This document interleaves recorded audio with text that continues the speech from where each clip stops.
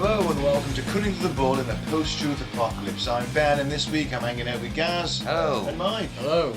Today we're going to talk about Project Orion, the absolute mad bastard idea of launching a spaceship into space using hydrogen bombs. Hydrogen bombs, you say? Yes. To launch you into space? Yes. That sounds safe. It really does, doesn't it? What mad bastards came up with that? Oh, it's that period in history where we've got this atomic bomb, right, and these nuclear weapons.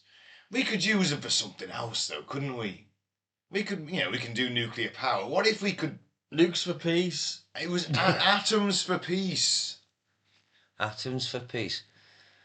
I suppose there is definitely a better use for them than, like, wholesale destruction of entire populations. Yeah. I'm pretty sure America wanted to nuke the moon at some point, too, just to see what happened. Doesn't surprise me. I'm not a scientist, but I can make a pretty accurate prediction of what would happen if you nuked the moon. It would go into really small pieces, wouldn't it? Oh, yeah. And fall into our atmosphere and, like, cause tiny, horrific... Well, it would fuck with the tides, I see. Well, that's what I mean. Like, there'd be tsunamis. Every little country would get a tiny piece of moon rock, and there'd be tsunamis, earthquakes, hellfire raining from the skies. Cats and dogs living together. Yeah. Oh my God! I can't believe it. It blew up just like you said it would. I suppose it depends what the yield Did they was. expect to learn from that experiment? Precisely. You're absolutely right. It does depend what the yield is. I think to prove they could do it. It was like all the generals had some kind of like nuclear erection. It's like, we've got this and I want to drop one. I've got a nuclear erection. Solar Warden's 5th album, Nuclear Erection. Love it. So there's a particular flavour of ambition that only seems to emerge in the aftermath of a world war. When an entire generation of physicists, people who've spent years building weapons capable of incinerating cities, and they look around and they say, well, what are we going to do with all this then? And the answer for a small and gloriously unhinged group of scientists working out of San Diego in the late 1950s was, we strap the bombs to a spaceship and we ride them to Saturn. Sounds good to me. Like, I want to be, I would love to be sat in the fucking tippity tip of this bit and like just riding nuclear bombs into space like an absolute lunatic cunt. Yeah, but it would probably shatter every bone in your body. There's a plan for that. Right? There's a plan for that, and that will not happen. There's no gravity on Saturn, you won't need your bones. It's not that. You could be a liquid human. No, they've thought a way of countering that. Don't worry about it. Big cushions. Yeah, it's just padded walls, and you're in a padded. No, they've got a. It's to do with the way this works. Are you sealed in Where with you're going, you won't foam? need bones. Crown to my Oh. Everyone's jelly on this planet. Oh. Well, this is the story of Project Orion. And that one sentence summary might make it sound like a fever dream cooked up by someone who'd eaten too much cheese before bed. Which sounds like, well, they're trying to be polite and not talk about drugs there. It sounds like highly stoned human. Do you think that MK Ultra Imagine, was dude, breaking in at this point? If instead of dropping a nuke on, like, people, dude, imagine if we just, like, rode the explosion, man. Hey, it's the 1950s. That would be, like, totally tubular. I don't think he's saying tubular. Well, cowabunga, I think, maybe in the 50s. Maybe. It was brought back in the 80s by my boy Michelangelo. Well, of course. Now, Project, you know him personally? My boy. He's my favourite, always has been. Do you know why? He's a party dude. Oh, yeah, yeah. Based my whole life off him. Wow. Anyway, back to it. Well, this was a fully funded, genuinely serious government research programme, and it was led by some of the most brilliant physicists in the world. And it was technically credible. Technically credible. It's technically credible. This might be the part that keeps you awake. It might have actually worked. Okay. So, Because if you break down the physics, it makes sense, doesn't it? Oh yeah, I'm big up on my physics, so. yeah, well, you should fucking fly through this, guys. Oh, of course. You know, I know Well, this is pretty basic physics. When you got an explosion, guys, what happens? Well, something goes. Where's the energy come from? And where's it go? My God, it's like talking to Einstein. Dissipates outwards, yeah. I know what happens if you chuck a fag on petrol. I was sitting. Why are you burning gays? I was sitting. What? No. Oh, right. For the record, I have never, ever burnt or attempted to burn a gay. Quote unquote. Quote unquote. A gay. What, so multiple still on the table for you? Or you're using the singular. Yeah. I know how explosions work. Boom. Fuck me, I've seen them. There we go. It's pretty basic physics, isn't it? Well, this is the biggest boom you've got. Boom. Yeah. It's a hydrogen bomb. It's bigger than an atomic bomb. So, like, is it a big mushroom cloud and like the rocket's coming out the tip of the mushroom like a I sponge? don't think you get a mushroom cloud in this scenario because it's I'm an just air burst. picturing the visual of the rocket emerging from the tip of the mushroom. Yeah. Virulent. Well, this is where nuclear bombs are considered a sensible form of, kind of space transport. What will eventually become public transport in the plans. You can get fucked. And the phrase Mars by 1965 was uttered with genuine confidence. You remember it? What year They was thought this? we'd have space It days. starts in the 50s. It's ambitious. It's very ambitious. Now, to understand Project Orion, you need to start with Stanislaw Ulam, one of those sort of quietly extraordinary figures that history tends to half forget, despite that he's responsible for some of the most consequential ideas of the 20th century. I think it's Stanislav. Stanislav, yeah. Oh yes, W's and V's, yeah, Stanislav. Ulam was a Polish-American mathematician who had worked on the Manhattan Project and later co-designed the Teller-Ulam configuration, which is how basically hydrogen bombs go off. So he's quite a clever boy. He understands bombs. You know that the hydrogen bomb uses an atomic bomb as the trigger.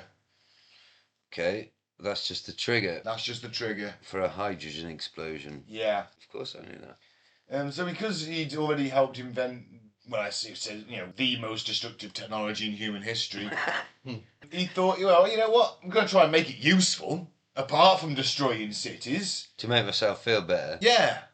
Yeah. Balance it out a bit. Yeah. You know. Wipe out a city, fly some people to the moon. Boom. With a big bada boom. In 1946, he began playing with an idea. The problem with nuclear energy for spacecraft propulsion had always been how to harness it safely. How to get the enormous energy of a nuclear reaction to actually push something forward without the whole enterprise becoming a catastrophic disaster. Which, the odds are quite high, aren't they? Oh, yeah. Yeah. Thermonuclear rockets, which could heat a propellant by passing it through a reactor, were one approach. But Ulam had a more baroque idea. What about if he just threw the bombs out the back door? But is the ship attached to them? If they're falling out the ship. And you're just still riding the... And you're just riding the blast wave yes. up. Right, okay, that makes sense now. That's... Oh. What if you don't ride it and you fall back into it? Well, that's a danger, isn't it? Yeah. It's obviously, there's got to be a precise distance, a safer distance. I don't think there's such thing as a safe distance in this scenario, but a safer distance, and let the explosion push you forwards.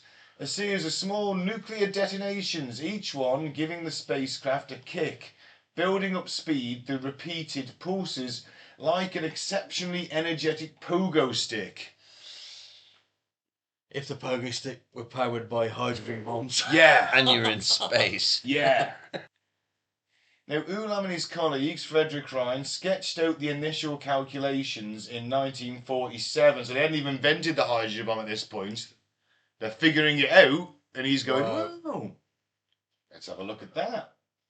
That was 1947, wow. The numbers, even at this preliminary stage, were remarkable.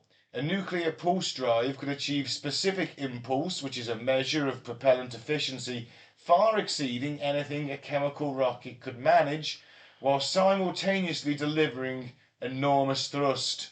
Hey! Yeah. Now, chemical rockets, for all their power, face a fundamental physical energy constraint. In other words, you need a lot of it to burn, to go up. Artemis 2. It's mad, isn't it? The giant, the tiny little capsule at the end with the people in it.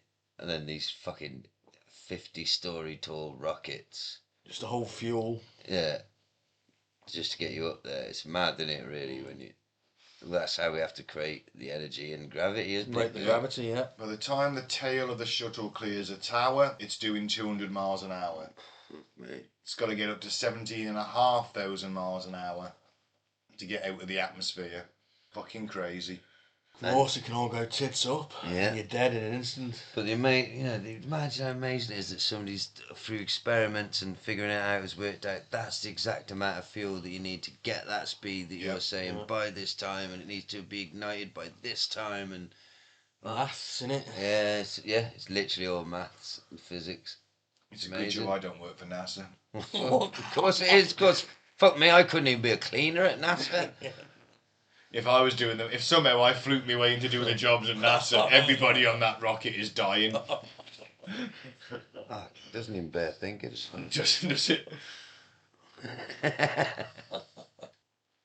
It's safe to say, Ben, no offence, but I don't think they're offering anytime soon to either of us. It wouldn't even ignite, Gaz. It'd just blow up on the pad. It wouldn't be built. There'd be no rocket to ignite. Where's all the money, Gaz? What? Huh? You haven't slept for 6 months. I'm trying to get to the moon.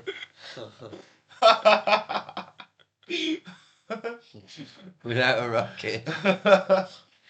Sorry. You can burn that rocket fuel as efficiently as you want.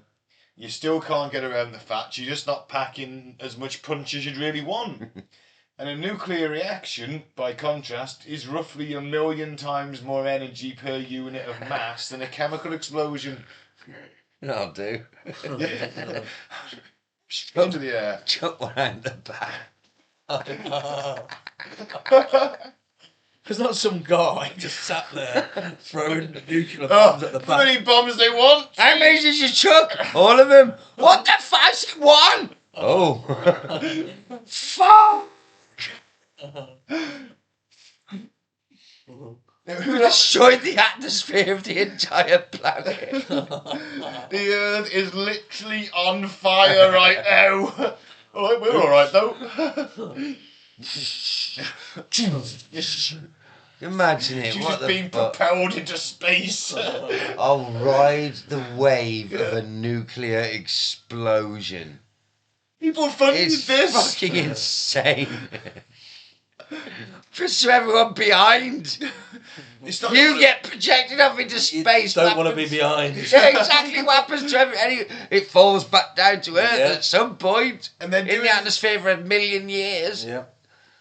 Fuck. Well, the math says you can do it. You can build a spacecraft capable of Just because things. you can. The math says you can get a boob job and a massive double E cup implanted. It doesn't mean you should. Well, they planned this and then it sat in a file for 10 years. Thank God. Right? And then, on October 4th, 1957, the Soviet Union launches Sputnik and America loses its fucking mind. Yeah. Those bastards. The sight of that little beeping sphere orbiting overhead, visible to the naked eye, audible on any radio, did something profound to the American psyche. The Soviets were ahead in space, where presumably they would do any number of threatening things that nobody had thought properly through, because this is the Soviet Union. Space lasers. Congress panicked, the military panicked, Eisenhower panics, and money begins flowing in the general direction of anything that looked like it might get the Americans into space faster than the Soviets. Hence the space race, which is one of my favourite periods of the 20th century. Well, a lot of good came of it. Well, this is it. And it might have been like, or if we can't get something into space, then we can't nuke them as efficiently as they can nuke us. But still, That's all human endeavour is built on survival, isn't it? Of course it is.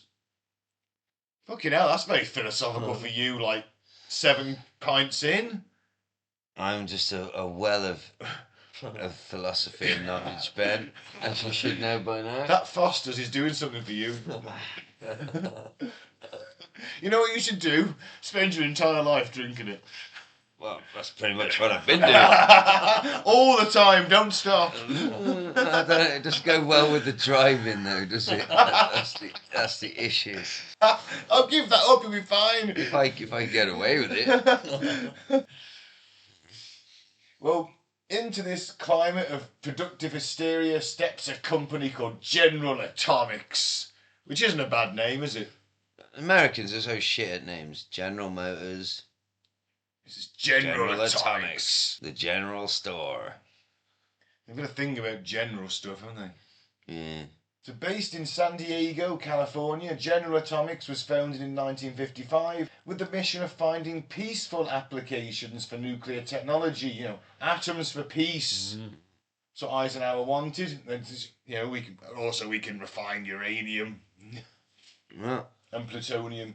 It was staffed with some of the most talented physicists in America, most of them veterans of Los Alamos, where they did the nuclear bomb, with the atomic bomb, and all of them deeply interested in what nuclear energy could do beyond blowing things up.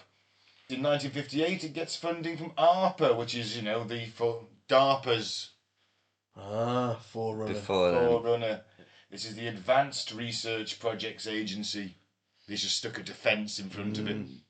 The same organisation that would later fund the internet and do loads of other creepy, weird shit. Robot dog making bastards. Yeah. And they thought, you know what? Let's fund that idea. That's not bad. We'll call it Project Orion, after the constellation. Naming things after Greek mythology was just a done thing in the 50s in America. Apollo, Mercury, Saturn. Yeah. We've got Orion now. I'd have called it Project Batshit.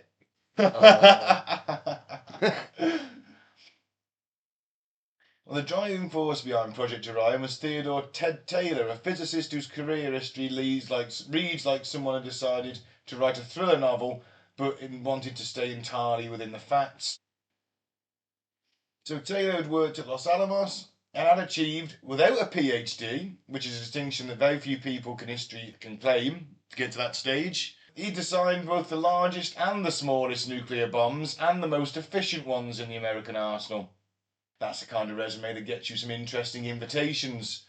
But he was described by colleagues as a mild-mannered, unassuming man who didn't play the big shot, who could discuss thermodynamics of nuclear detonations in the same quiet tone he might use to talk about the weather. Could you argue the man's a sociopath in that scenario? Well, sounds a bit like it, doesn't it? And yeah, when you drop one at 2,000 feet above a city, it just tends to disintegrate things, and the fallout will be 5 times as worse. These people are detached. They have to be detached, don't they, to be able to think this way and do these things. They have to be. I don't know how they deal with it. Didn't they? Yeah, I don't know how they deal with it psychologically, but they're not like us.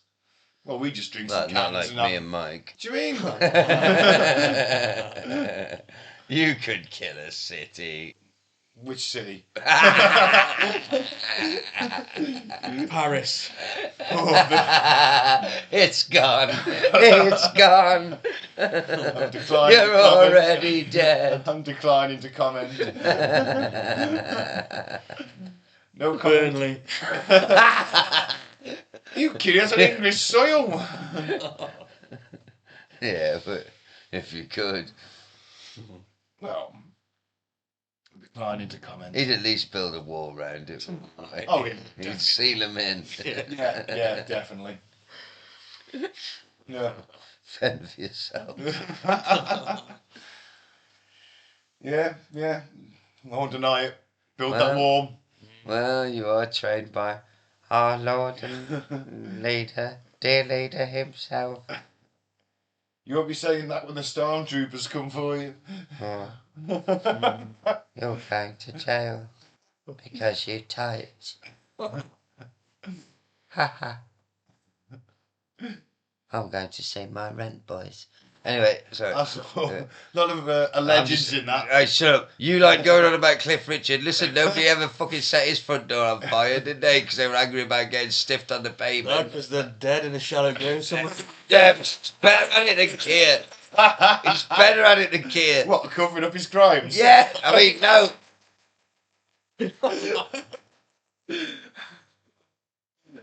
How do Red Boys know where the Prime Allegedly. Minister stays? Alleged. How do Red Boys know where he stays? Alleged. Didn't pay him, stiffed him. Sure. Prick. Thinks he can get away with anything. Alleged. It's all allegedly though, isn't it? I don't have to pay you. I'm the leader now. I think it's just slurs. Oh. It's alright for you to slate He was Cliff. investigated. every week, and as I always say after my defences of Cliff, if it turns out he is a massive nonce, just like all the other 70s people, obviously I take back everything I've ever said. But right now, innocent. Well, yes, right now, at this point in time. We're all going on a safe summer holiday where everybody's got down an advanced background check because he is sound.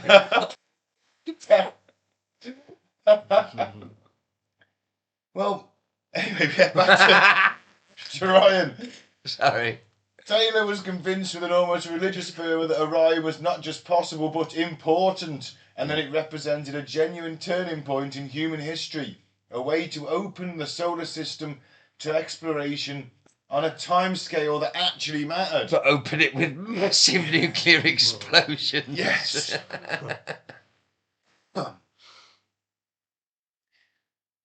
And then he recruited a guy called Freeman Dyson. I'm just imagining how an alien race, yeah. The He's humans looking at us. enter into the system. Now by nuclear. How did you get here? Why's your hair like that? What's wrong with you all? We've just been moving at 3 billion miles an hour for 10 years. It's like when the rough neighbours move into the neighbourhood. What's that humans But are here? we don't explode anything to move. They're like, we've got these fusion drives and we just, we've got gravity, time manipulation and all that. Like, what do you do? Watch this. We destroy their entire fucking... How does this work? Would you take off? Just to take off, we kill them all. We don't understand how this primitive crate works. Watch this. The mushroom. And we're all like, here we go again. Oh my God, what is wrong with us? We can't stop it, can we? Wonderfully human about this idea, isn't it? Aeroplanes, Formula One cars, like just rally car. We're just obsessed, aren't we? We know that Going fusion, fast. we know that exploding things can move things that then propel things, and we can hold on to those things. Yeah. And we love that. For some reason, we love it. And I just, fuck yeah, man. I mean, it's horrific. I'm so glad it never happened, because not what would happen to them that tried it. If you die trying this, you asked for everything. But I mean, what happens to everyone else? The fallout, the atmosphere. If that became a normal mode of travel, every time they did it, we all get more cancer. Well, that's every single flight. You may have hit the nail on the head. That's why it wasn't employed. Yeah. So eventually there's no atmosphere. Although, you could build the ship in space. Yep. Blow them up there. Make it as big as you want and blow them in space. But this is the original plan is up. Would it still fall back down to us eventually though? Possibly. But the original plan, remember, the Project Orion this is how we're going to get into space because rockets and solid fuel is so inefficient. So the original plan is we're dropping bombs out the back. Freeman Dyson's a British-American theoretical physicist who, again, had never completed a PhD, and I'm finding the least qualified people are working on this, which is worrying. Bob Lazar. This is literally us three working on this. We haven't got a PhD, but we've got some ideas. Yeah, well... But he is already, at this point, one of the most celebrated scientific minds in the world. And was based at the Institute for Advanced Study in Princeton, which was the same institute that housed Einstein. He could literally do anything and knew everything. He's one of those annoying people you'll meet, no doubt. Yeah. Well, we know them. So Taylor asked Dyson to take a year away from Princeton to work on Orion, and he agreed and moved to San Diego and threw himself into the project with the enthusiasm of someone who had found the thing that they were put on Earth to do. So Taylor wanted to build a ship that could take people to the planets, and Dyson wanted to do the mathematics to prove and then extend what was possible. They were a wonderful team. Bit like Clough and Taylor. Yeah, except with more explosions. You're going to have to explain that reference to the listener. Look it up. Google it. Google it. Watch the film The Damned United. Oh, what a film. Yeah. What a film. So Dyson does these calculations and he says, you know what, I think this can work. And even the skeptics started to listen. Now, Freeman Dyson's son George later wrote the definitive history of Project Orion, and he recalled learning about the project as a child on his way to school one morning, and his father just mentioning in passing that he was working on a spacecraft powered by hydrogen bombs. As you do at breakfast. At one point, you got to be wondering about the obvious question: how many bombs? It's not just one. To get you to Many, space. isn't Yeah. It's more than one nuclear bomb. Many small ones, though, isn't it? Oh, It they're is. little nukes. Mini nukes. And how are you going to get it up there? Now, the basic Orion design works like this. At the base of this spacecraft is an enormous steel disc, which is called the pusher plate. This plate is not attached rigidly to the rest of the ship. It's connected via a set of large shock absorbers, which themselves connect to the crew and payload sections above. Hence keeping your bones from shattering. Yes. Right. Good Good design. Yeah.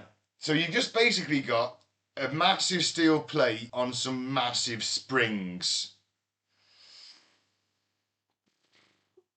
And it's just a nuke. Yeah. And you're expecting some mad cunt just to sit on top. Yes. You'd find him though. Oh, yeah. I'll give it a go. What a way to go if it doesn't work. Yeah, I suppose. It depends. It depends what they've caught me for.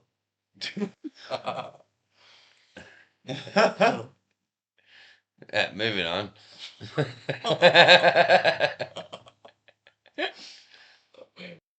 So at regular intervals, roughly once per second in the operation design, a small nuclear device is ejected from the bottom of the spacecraft.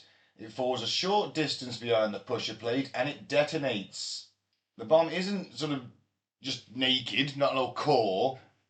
It's surrounded by material originally proposed as water or wax and later refined to polyethylene and other substances, which is vaporized by the nuclear explosion and converted into a rapidly expanding ball of plasma that then slams into the pusher plate at tremendous velocity. Wow. The interaction between the plasma and the plate lasts for approximately 1 millisecond, and this is long enough to transfer an enormous amount of momentum to the plate and therefore to the spacecraft. But it's brief enough that the heat transferred is manageable. The shock absorbers then smooth out the violent kick into something the crew can survive, a strong but series of bearable accelerations, rather than the instant liquefaction that unmediated proximity to a nuclear explosion would otherwise provide. You don't want your astronauts becoming liquefied. Not after the first one, anyway. I just can't stop thinking about you were saying earlier, like, you know, say you're on Romulus in a nice, you know, peaceful garden, being all Some sophisticated. humans come screaming across. I just what the fucking hell is that? It's We're fucking. it's coming home.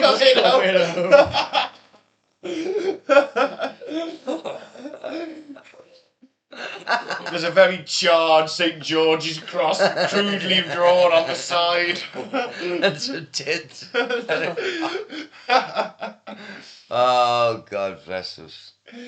We'll get there. Anyway, then the next bomb drops, and the next, and all in all, 800 Jesus. small thermonuclear explosions will propel this craft into orbit, into the vacuum of space. And once you get into the vacuum of space, you need far fewer, because obviously there's nothing to push back against you. So you just ride in that momentum. How then. did they calculate how many thermonuclear explosions it would take to shift a craft of that size? Work out Did they make how little, much it pushes the plate, how much it moves. but were they allowed to make little thermo ones to test it? Yeah. They tested this with conventional explosives on a model, and it worked. That's Okay. There is a video, isn't there? Yeah. Have you seen it? I've seen it.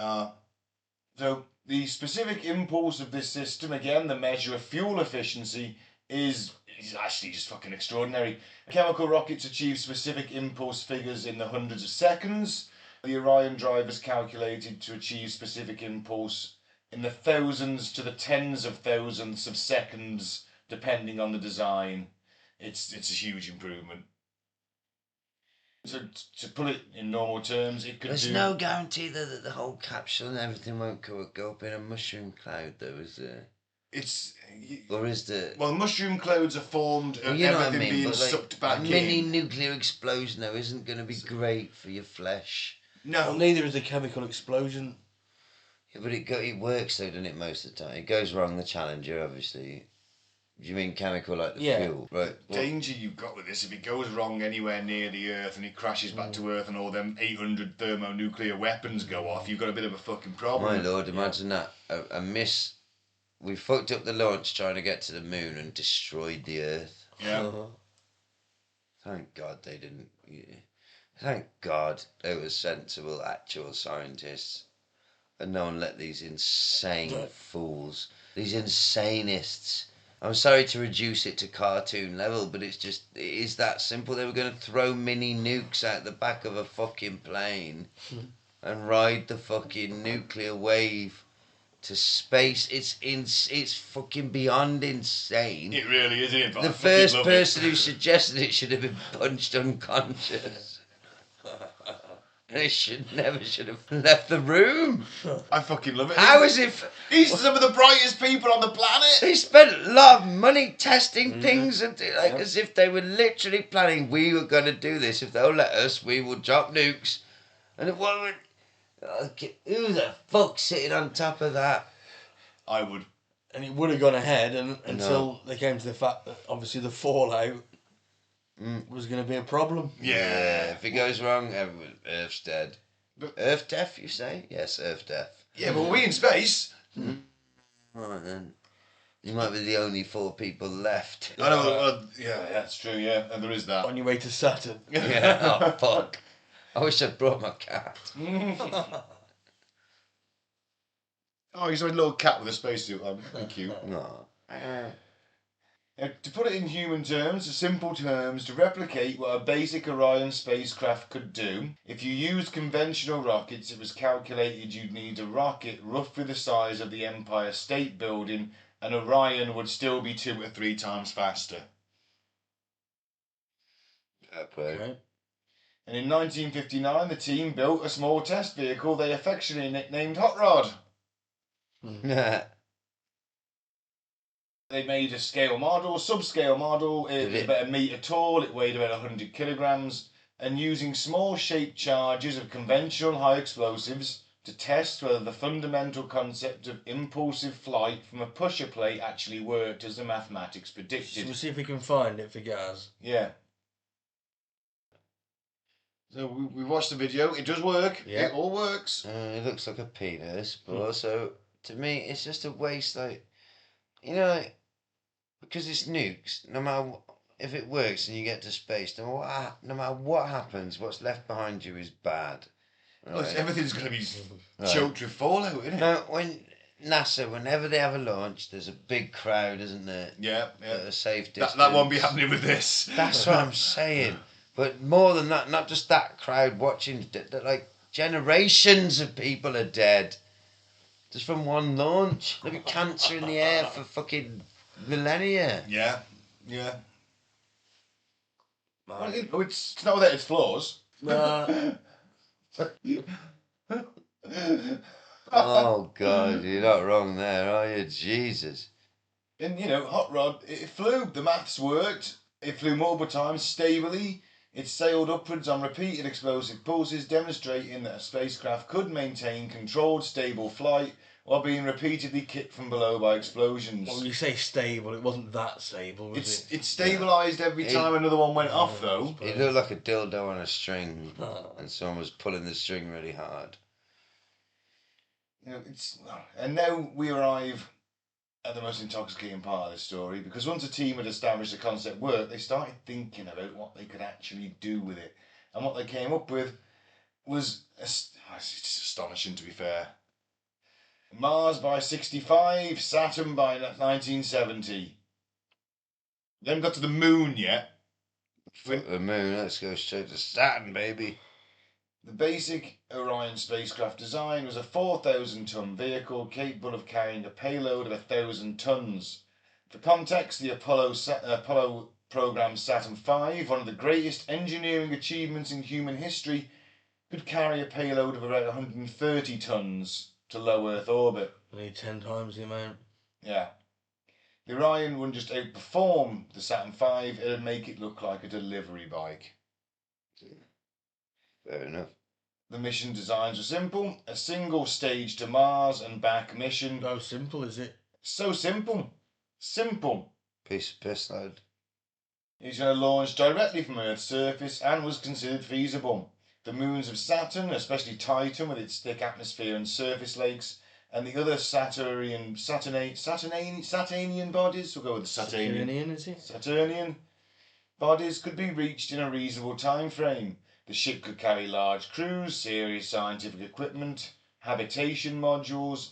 It wasn't just some tin can with 2 men and a flag, but a genuine expedition with dozens of people capable of doing serious scientific work. Oh, that's a bit running down Apollo program, isn't it? It is a little bit, yeah. Tin can and a flag. It did sound a bit bitchy, didn't it? Tin can and a flag. Wow.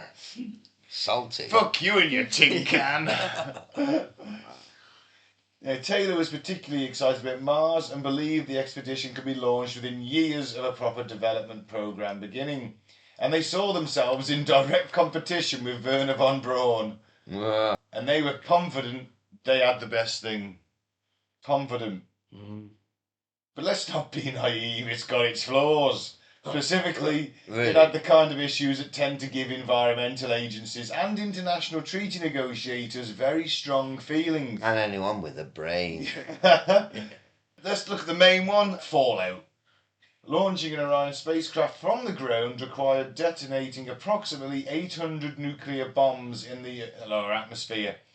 And the team's own calculations did acknowledge that this would release radioactive contamination. Although, Taylor estimated in the most optimistic scenario, the full launch program envisaged for early testing would maybe only add perhaps 1% to the atmospheric contamination already being generated by the major powers' weapons testing programs, and he felt this was acceptable given the scale of what will be gained. Yeah, but that's every time you send the ship into space. The thing is, he's going, oh yeah, well, you got Russia, Britain, France, America, they're all testing nuclear bombs. So we're dropping 800 at a time. I mean, it ain't so bad. Well, it's only 1% of what they're really doing. But then they were soon stopped, weren't they? Yeah. That did. So once that stopped, once the nuclear testing stopped, well, then there's 0% being added into the atmosphere.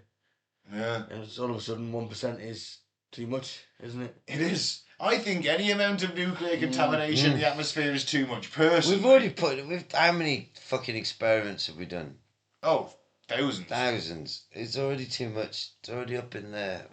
It's already part of our DNA. Plus probably. Chernobyl, Fukushima, 3 Mile Keeps Island, pumping out. Windscale. Yeah. It's all probably part of our DNA already. We've breathed Yep. it in, probably, possibly. Oh, it gets into the rain. It gets into the water. It gets into the grass. It gets into the meat. Before you know it.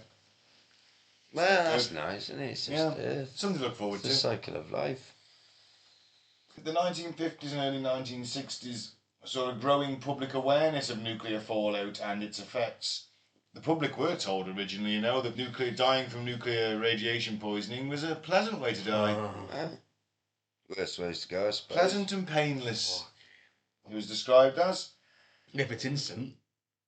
Yeah, if you go in the mushroom. Yeah. But no, if you're one of those few that Yeah, survive your and skin starts bagging off. if it happens now and the windows go out and we've got to stay here, we're not going to do so well. The 1954 Castle Bravo hydrogen bomb test at Bikini Atoll, that's where you get the name Bikini from. Yep. Boobs. It contaminated a far wider area than expected, and it sickened a Japanese fishing crew, and it spread radioactive debris across inhabited islands. The anti-nuclear testing movement was gaining serious momentum, and to propose to launch a spacecraft detonating hundreds of atomic bombs over wherever the launch site ends up being is not going to go down so well. No. And then you've got electromagnetic pulse, which, would fry electronics across a wide radius. So they said, well, maybe we should do it offshore. Makes sense. Let's let all that fallout just drop into the sea. The sea hides everything. All our secrets. The mutant sharks. But that's when you're going to get Sharknadoes. Isn't it? There you go. That's You've answered it all. In Sharknado, Project Orion happened. That's the alternate future. Tuesday afternoon. If some on the team, proposed a compromise, maybe we get the conventional rockets to get it to a safe altitude, and then we switch to the nuclear pulse propulsion, and that would eliminate the fallout problem almost entirely. But it's costs more, doesn't it? Well, the whole point of it was to avoid the chemical fuel needed to get you into space, wasn't it? Yeah. And someone's someone's there just rubbing their finger and thumb together like, oh, the finger thing means money. It's going to cost more money. Money. And the military's got its own concerns because, it would really like this. The US Air Force would love it. It started taking over partial funding. ARPA's interest was waning a little bit, but the Air Force thought, might serve as a weapons platform, an invulnerable nuclear bomb carrier circling over the North Pole, raining doom on any point on Earth or remaining safely out of reach. Sounds good. Yeah. Although, to credit Taylor and Dyson, they were very uncomfortable with this because they wanted it to be a vessel of exploration. Think about it. This is the prototype Enterprise. This is a prototype warp generator, isn't it? Except we're just dropping nuclear bombs behind us. Just going to use it for friendly things. Yeah, friendly. They're friendly bombs. Those are friendly thermonuclear bombs. You can take off from your planet and destroy it at the same time, and it's fine. Yeah, of course you can. But the Air Force's money comes with Air Force's questions. Can we get that thing in and drop nuclear bombs wherever we want? And that, kept most of the details secret for decades. It just went up as more and more classified. Eventually, Robert McNamara, Kennedy's defense secretary, concluded Orion wasn't actually a useful military asset and starved it of funding, while NASA was obviously fully committed to von Braun's rocket, approach. The moon race was on, and it was a chemical rocket race, and Orion started running out of friends. And then, of course, as we alluded to, August 5th, 1963, the United States, Great Britain and the Soviet Union signs the Partial Test Ban Treaty. This treaty prohibits all nuclear detonations except those conducted underground, and specifically banning nuclear explosions in the atmosphere, outer space and underwater. It's death knell. Yeah. Ended with the stroke of a pen. Probably for the best. Yes. I think we can all agree on that, can't we? Well, there's definitely worse things you can stroke to end it. Yeah, you wouldn't want to ejaculate over the treaty, would you? as a way of signing it. I write my name in my semen to make it authentic. It's I can jizz in the exact same pattern and that makes it legally binding as a signature. Are you sure you don't want to cut yourself and write it in blood? No! In this house, we sign it in smug. Now if I jizz in this inkwell. Watch me, don't look away. You put little contraptions like a little mechanical hand. Strap it to your song. It's the letter signer. Don't look so concerned. It just... Don't look so concerned. Shit. That's another letter signed. Anyway, what is it you wanted to talk to me about? That's just life in the elite, man. Yeah, and jacked off by a mechanical hand. Wow. Well, we all know what Mike's got to invent, don't we? What I want for Christmas. What I want for Christmas is a mechanical wank. This one, a mechanical wank machine where I can set the... Edith, to respond to my correspondence. I just want to be able to set the temperature for the pressure. Which correspondence have you got? I don't correspond anymore. I'm too busy being wanked up by my mechanical wank. Coming this Christmas. Coming The mechanical wank. Ha! Coming this Christmas, next Christmas, and every Christmas you ever fucking live through. The mechanical wank. Copyright us. Bluetooth connection. It's just the speed. A speed charger. Travel one available. And we bring it out later on, remember, don't flood the market. Oh yeah, you're right. Comes with a carry case. And a free mini fister. Mini fist. To get a free sample, you have to do 6 videos of you and a lay-by using the mini fist.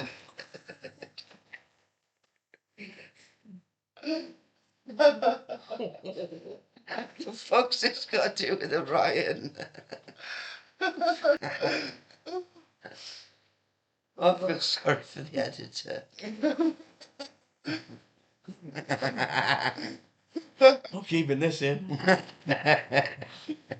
So what's happened? Where were we? Well, the US government still wanted to go ahead. The Soviets were deeply suspicious that the exception would be exploited for military purposes and blocked it. And the window closed. Team tried to keep it going for 2 more years, exploring workarounds and alternative designs.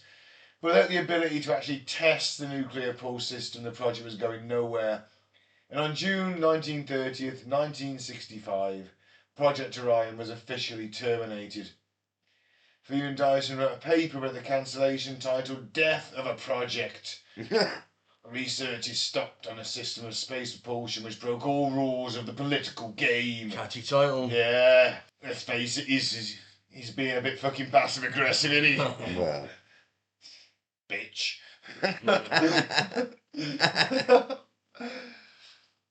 He later reflected that, to quote, "This is the first time in modern history that a major expansion of human technology has been suppressed for political reasons." Quite a good political reason, though, isn't it? Yeah, I think it's a We really can all good... get on board with that one. I think we could deal with that. The Yeah. hundreds of millions of deaths from fallout. Let's not nuke us all for no reason.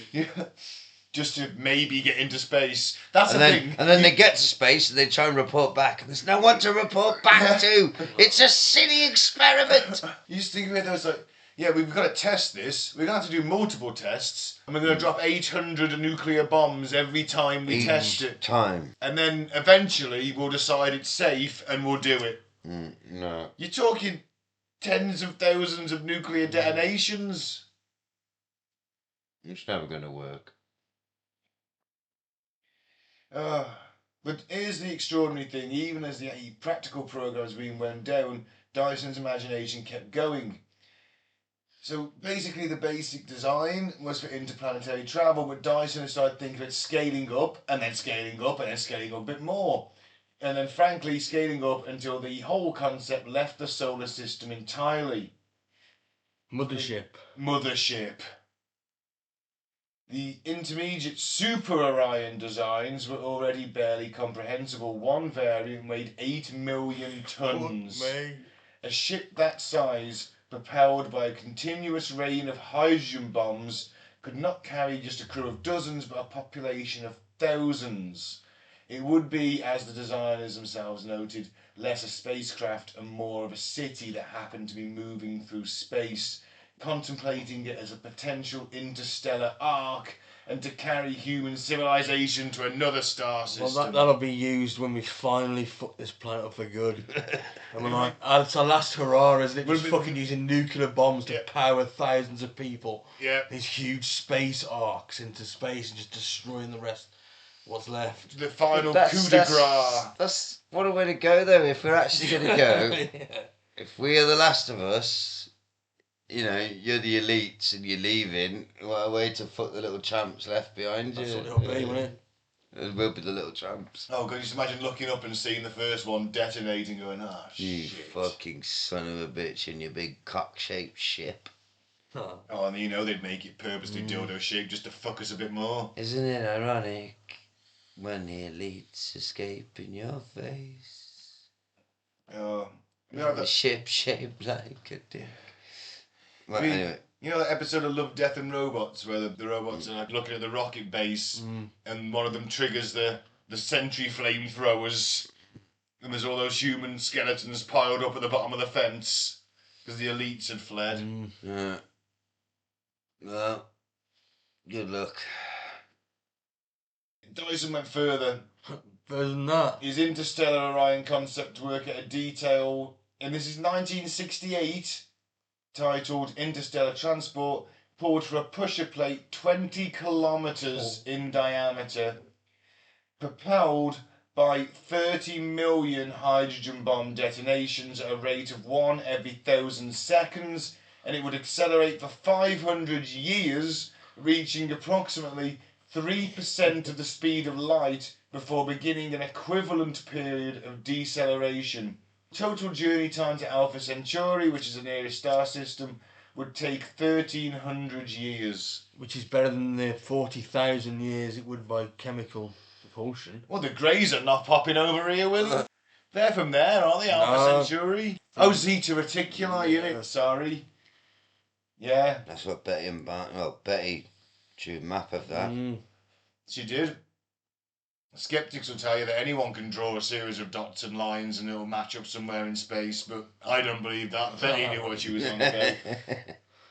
Sexy Betty. Even though she was described in later years as not being able to tell the difference between a UFO and a street light. I know that feeling. We've all been that drunk. Trying to walk home, haven't we? Have I been abducted? No. Oh, no, just pissed. Now, a later, more streamlined version using 300,000 bombs could reach a final velocity of 10,000 kilometres per second, arriving in Alpha Centauri in around 130 years. But once you go in that fast, you can't steer. Yeah. Surely. No, but you can't steer. But why would you want to? Why, in case something massive appears in front of you. Like what? A massive fucking asteroid. A planet. Another planet, an asteroid, a moon. A moon. That's no moon. It's highly unlikely. That's what you're going that fast. You have if something does appear in your way, you're like a massive. I get what Ben's saying though. That non-moors flying around. Yeah, the room for error is small. They're gonna account for everything. Not once you're that far out. There's nothing there. We don't know that. There's nothing. Interstellar space. How's it getting through the asteroid belt? It's because there's miles between each asteroid, Ben. It's not like it is in the film. Like Star Wars, you got them all. Don't tell me the odds. An asteroid belt, mate. You would. Another one might be 2 miles away. Yeah, but you still got to steer a bit. You've got to have some capability to steer. Well, I imagine you can, but I told you, could you drop the bombs out at an angle so it pushes the plate one way in a bit more, and that might flick the background and steer you? But I mean, if you're heading in that vague direction, Would you drift Project Orion around an asteroid? What do you mean drift? Like you skid the back end round, Right. and then drop it to the other side. Through it like a mighty cock. It's cock shaped. It would just smash through every asteroid that was put in front of it. That's how I feel. Just dropping of a nuke. I don't think it's a problem. Once you're in space, you haven't got to be aerodynamic. Exactly. You haven't got to be cock shaped. You can just have this massive fucking hammer on the front of it. It weighs 8 million tons. You can put a hammer on the front of it. Imagine if the Enterprise, you know what I mean, you had to drop nukes out the back. It's effectively what a warp drive is, though, isn't it? It's just a controlled. No, it's not. It's not effectively what a warp drive is. It's an early warp drive. Nobody is throwing bombs out the back of the Enterprise. No, they're not. So the explosions throw it forward through space. No, but that's what the proto-Enterprise might have been until they contain those explosions within the warp drive core thing, that big glowy ball. Yeah, they contain exactly, but you can't compare it to fucking this rudimentary, insane human shit. It's where it starts. It's Mark 1. More than Mark 1. This is Mark -1. I'm not saying that we should have done insane. It's beyond insane. No, but fuck me. So, the thing that should genuinely stop you in your tracks about Project Orion is this is not science fiction. There is no speculative technology in this design. There's no warp drives, no wormholes, no hand-waving about future physics we don't understand yet. Orion is built from hydrogen bombs and steel, and a very great quantity of both.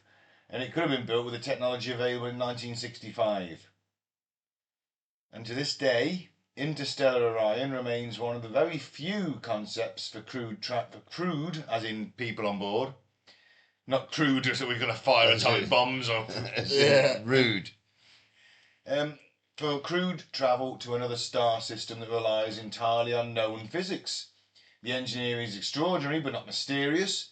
The challenges are enormous but not theoretically insurmountable. And it is, in the fullest sense, a real idea.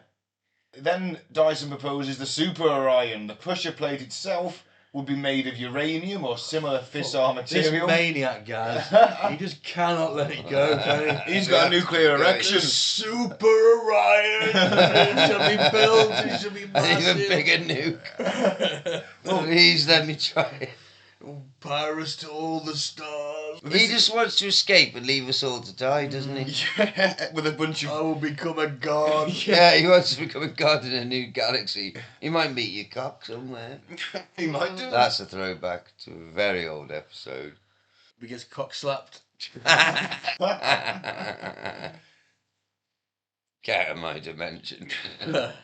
Well, if you make the pusher plate out of uranium or a similar fissile material, so when the ship finally arrives at another star system, the plate, which would then point no longer be needed for propulsion, could be disassembled and converted into nuclear fuel for whatever operations the colonists needed to run at their destination. Quite clever. The spaceship eats itself on arrival and becomes a power plant.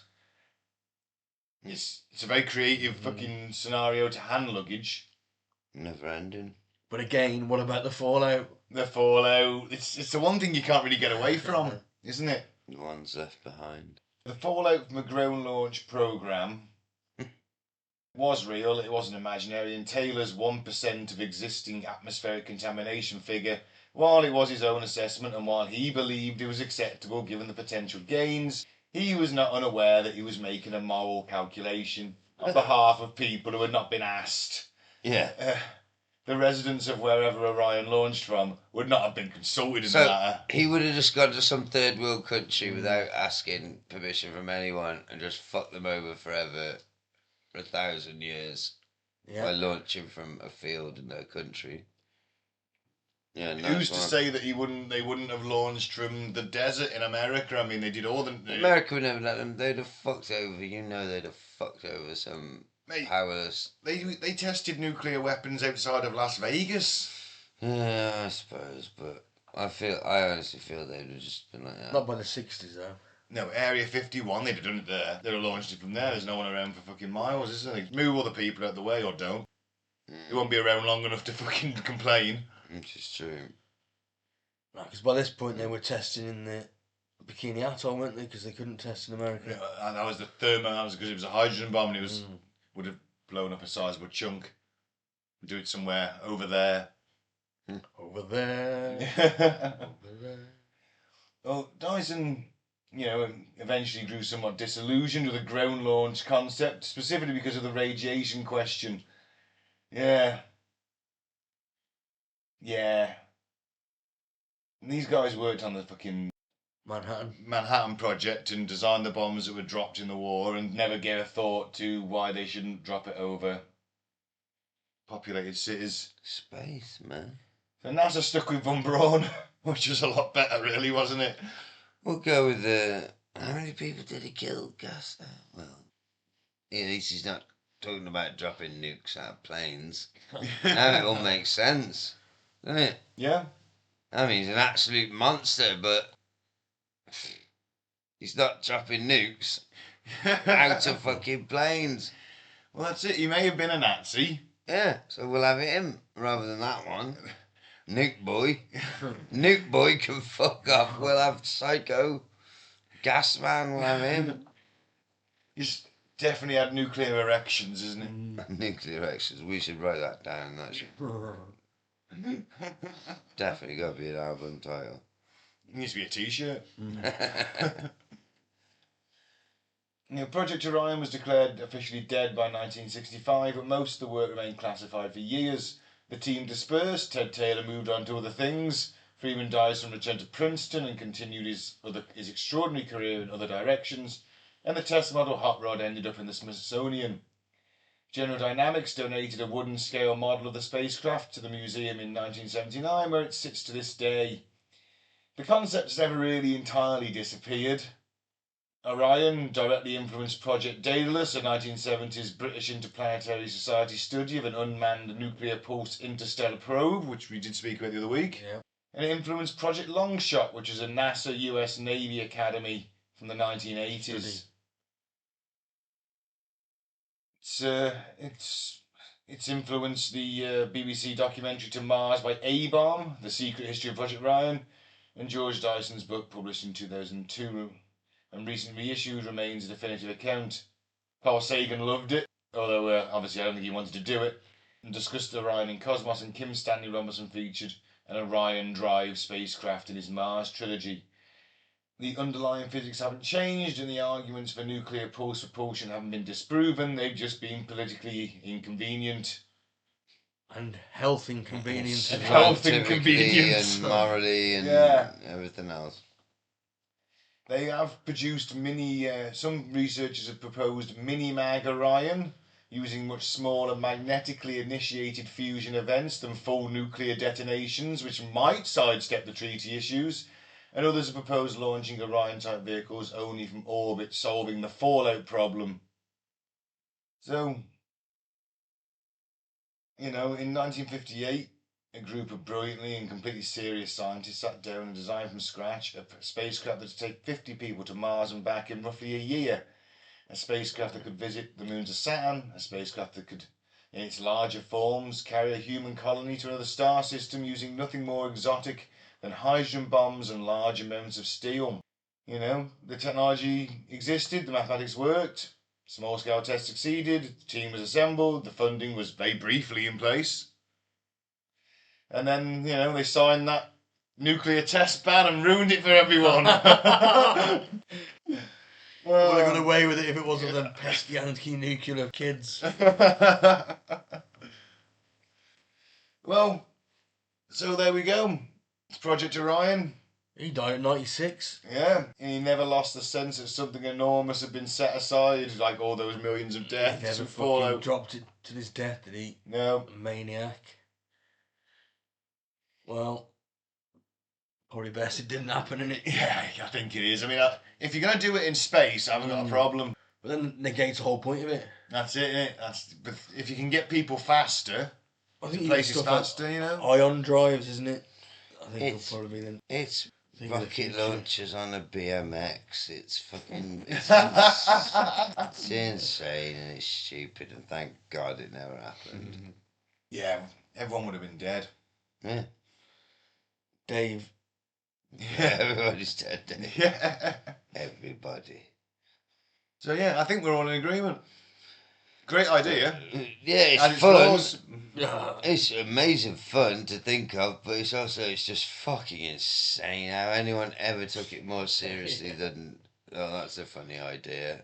Got so far, didn't it? Yeah, it's Isn't it just how? mad. It's mad. Anyone put money. Oh, no. But again, it was a different world, wasn't it? They were testing nuclear They bombs didn't at that know what point. we know now, to be fair, did they? But I suppose from the way they're thinking, look, they're testing nuclear bombs. Yeah, that's It's only right, 1% the of that. Yeah. But once that treaty was signed, that was the death knell. God. I'd have loved to have ridden a nuclear bomb-powered spacecraft into space, though. There's still time, Ben. Still, never let go of your dreams. Never. And on that note, thank you very much. I've been Ben. Follow us on Facebook, according to the Board and the Approach to the Apocalypse. YouTube is Apocalypse Bomb. SoundCloud, Spotify, all your other podcasting platforms. Cutting to the Ball and the PTA. Don't drink the favourite, don't join the double. I've been Mike, thanks for listening. Peace out. May the force be with you. I've been Gaz. Thanks for listening. Free Biff Tannen. Goodbye.